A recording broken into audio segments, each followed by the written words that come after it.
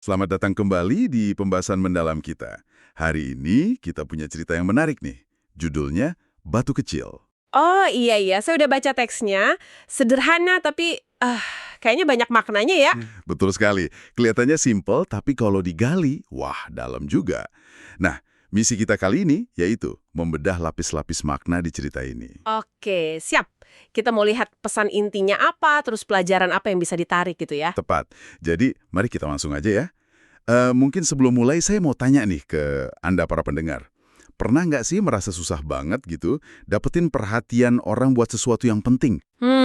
Sering itu kayaknya ya. Atau sebaliknya mungkin, gimana biasanya Anda bereaksi kalau ada gangguan kecil, senggolan gitu dalam hidup sehari-hari, dibanding masalah besar? Nah, itu dia. Oke, biar kita semua nyambung, saya ceritain ulang sedikit ya inti ceritanya. Boleh, silakan. Jadi, bayangin ada proyek bangunan gitu. Rame, bising banget. Ada pekerja di atas, di tembok yang tinggi. Oke.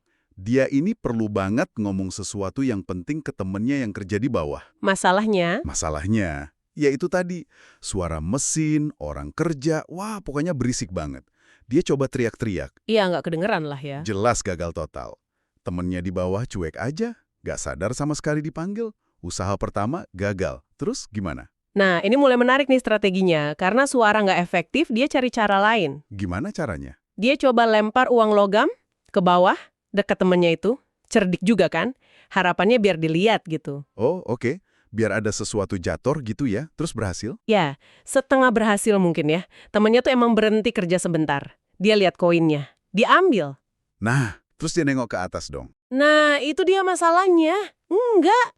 Dia ambil koinnya, terus ya udah lanjut kerja lagi. Kayak nemu rezeki aja gitu. Wah, jadi cuma sekedar, oh ada koin, ambil, lanjut kerja. Nggak penasaran ini dari mana gitu ya. Sama sekali enggak.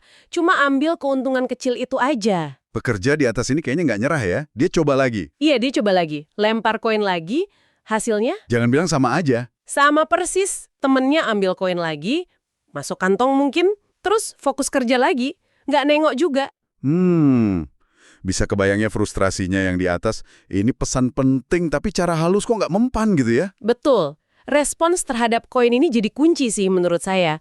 Kalau kita nanti kaitkan sama interpretasi di akhir cerita ya. Iya, gimana tuh? Koin itu kan kayak berkah kecil, rahmat gitu ya. Sesuatu yang enak kita dapat, kita ambil. Tapi ya udah, Nggak bikin kita berhenti total terus mikir gitu ya. persis. Nggak bikin kita nengok ke atas, nyari sumbernya, atau mikirin maknanya lebih dalam, ambil rezekinya, mungkin bersyukur dikit, terus ya lanjut lagi kesibukan kita. Wah, ini relate banget sih rasanya. Sering kan kita dapat kemudahan kecil, keberuntungan, tapi ya sambil lalu aja, nggak sampai bangunin kita dari rutinitas. Nah, itu dia. Kayaknya pola itu cukup umum ya. Iya banget. Dan ini membawa kita ke titik baliknya cerita ini kan. Setelah 2 kali gagal pakai koin, pakai cara yang positif lah ya istilahnya, pekerja di atas ini sadar, kayaknya perlu sesuatu yang beda nih. Bukan cuma menarik perhatian sesaat, tapi harus sesuatu yang nggak bisa diabaikan gitu ya. Tepat. Disinilah dia ganti strategi.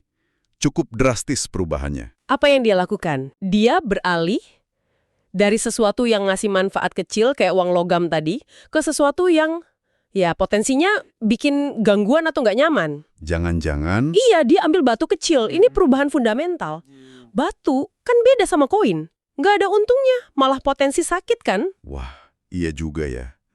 Implikasinya apa tuh, perubahan dari koin ke batu?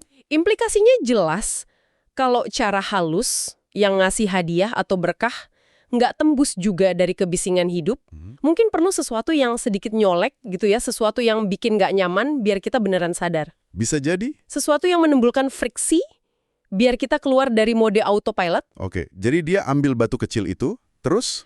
dia lempar ke bawah. Dan teksnya ini menekankan detail penting loh. Apa tuh? Batunya itu kena, tepat di kepala temennya. Aduh, sakit dong pasti. Dan rasa sakit inilah yang akhirnya bikin dia nengok ke atas. Bukan koin tadi ya. persis, refleks kan kalau sakit di kepala pasti langsung lihat ke atas, apaan nih? Nah, pas temennya nengok ke atas itulah. Akhirnya pekerja di atas bisa kasih pesannya. Komunikasi berhasil. Tepat. Jadi elemen rasa sakit atau ketidaknyamanan itu jadi katalisatornya di sini. Bukan untung nih, bukan panggilan halus, tapi interupsi yang nggak enak. Yang maksa kita berhenti dan lihat sekitar, atau dalam kasus ini lihat ke atas. Menarik. Ini kayak kejutan atau disrupsi yang mecah rutinitas dan buka ruang buat kesadaran baru yang tadinya ketutup sama kesibukan. Nah, cerita ini kan nggak berhenti di situ ya.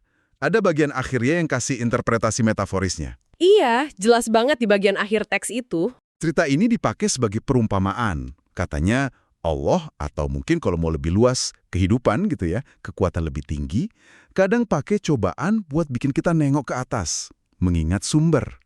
Gimana kita bedah ini lebih dalam? Oke, mari kita coba urai ya. Kaitkan lagi sama elemen ceritanya. Siap.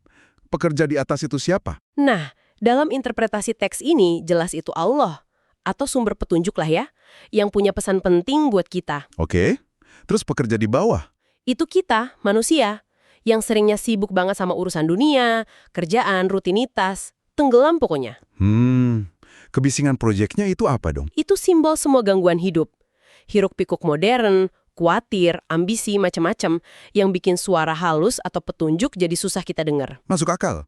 Pesan pentingnya sendiri itu apa? Wah, bisa macam-macam ya. Mungkin arahan hidup, panggilan buat sadar spiritual, atau mungkin jawaban doa yang kita tunggu. Sesuatu yang kita butuhkan tapi nggak sadar. Oke.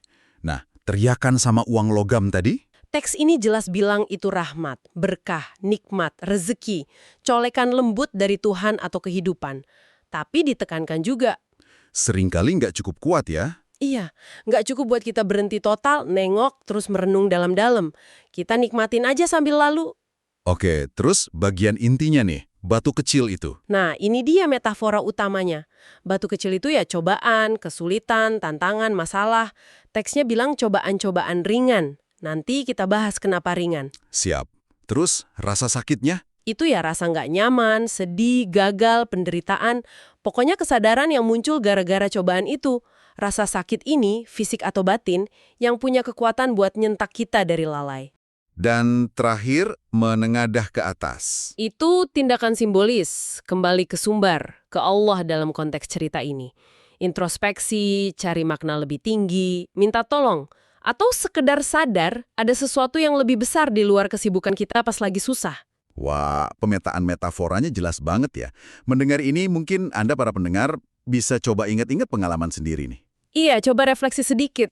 Pernah nggak ada momen di mana justru kesulitan kecil, batu kecil, yang nggak disangka-sangka malah bikin Anda berhenti sejenak dari rutinitas? Yang bikin Anda jadi mikir ulang arah hidup, atau cari jawaban di tempat yang biasanya diabaikan. Contohnya mungkin, ban mobil kempes pas lagi buru-buru. Atau ditegur atasan soal kerjaan. Hal kecil tapi bikin kita jelek gitu. Bisa jadi, bentuk batu kecil ini kan macam-macam ya. Dah, tadi Anda sempat singgung soal frasa cobaan-cobaan ringan. Kenapa ya ditekankan ringan? Ada makna khusus? Menurut saya ada beberapa kemungkinan ya. Pertama, mungkin ini kayak peringatan awal gitu, intervensi yang skalanya disesuaikan. Gak langsung musibah besar kalau sentilan kecil aja udah cukup bikin kita nengok. Masuk akal. Jadi bertahap gitu ya? Bisa jadi. Kedua, ini juga nunjukin bahwa dalam kesulitan yang terasa ringan pun, itu ada potensi hikmah besar. Tujuannya jelas di teks ini, agar kita selalu mengingat kepadanya. Jadi bukan gangguan acak ya, tapi ada tujuannya. Iya, bisa berfungsi sebagai katalisator penting buat kesadaran atau perubahan positif. Sesuatu yang mungkin nggak akan terjadi kalau kita cuma terus-terusan dapat koin tanpa pernah merasa sakit sedikit. Perspektif yang menarik soal ringannya cobaan itu.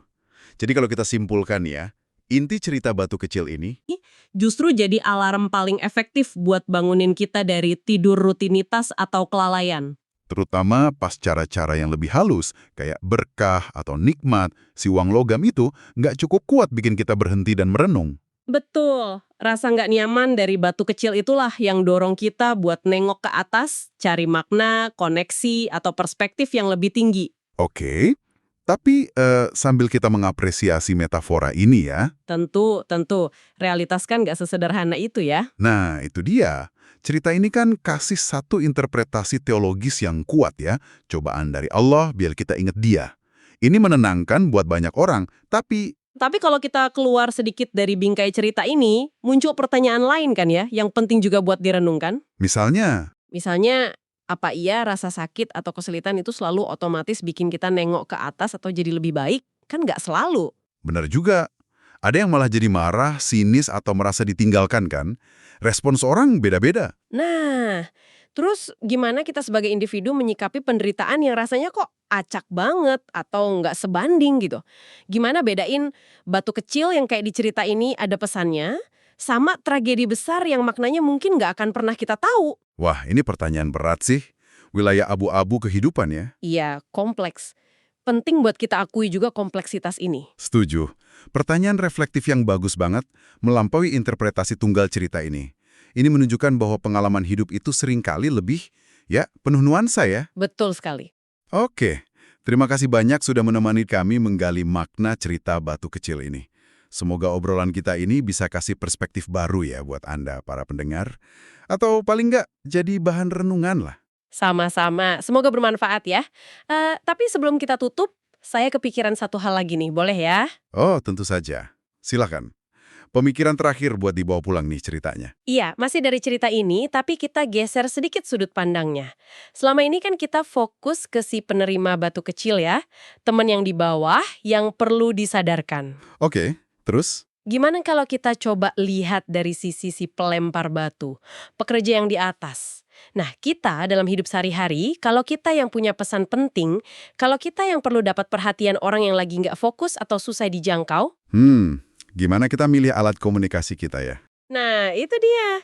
Apa kita mulai dengan teriakan yang mungkin sia-sia, atau kita coba uang logam?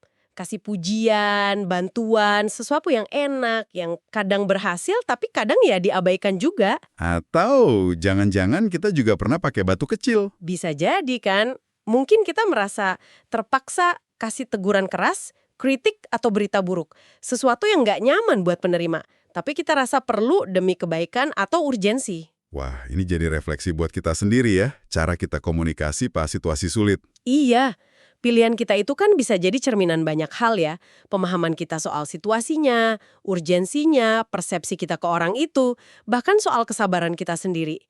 Apa yang bisa kita pelajari tentang diri kita, empati kita, dari cara kita coba menjangkau orang lain, terutama pas cara halus gagal. Wow, putaran perspektif yang keren banget buat direnungkan lebih lanjut. Bagaimana kita memilih alat saat berkomunikasi. Benar-benar bahan pemikiran ini. Ya, sekedar renungan penutup saja. Terima kasih banyak, sekali lagi ya, sangat mencerahkan. Dan terima kasih juga untuk Anda semua yang sudah menyimak. Sampai jumpa di pembahasan mendalam kita berikutnya.